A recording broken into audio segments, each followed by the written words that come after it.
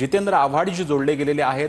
आव्हाडजी, खरं म्हणजे माणिकराव कोकाटेंच्या राजीनाम्याची मागणी जी आहे ती लावून धरली गेली होती, परंतु माणिकराव कोकाटेंचं फक्त खातं बदलण्यात आलेलं आहे, कृषी खातं त्यांच्याकडनं काढून घेण्यात आलंय।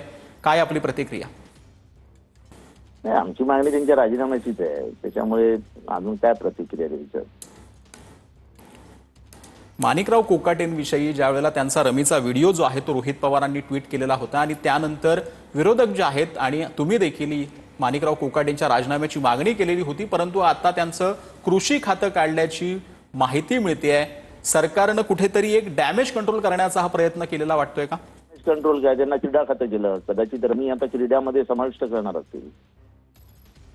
रमीला क्रीडा म्हणजे क्रीडा खात्याचं हे मान्यता, रमीला मान्यता देणार असतील क्रीडा खातं, या क्रीडाचाच एक प्रकार आहे।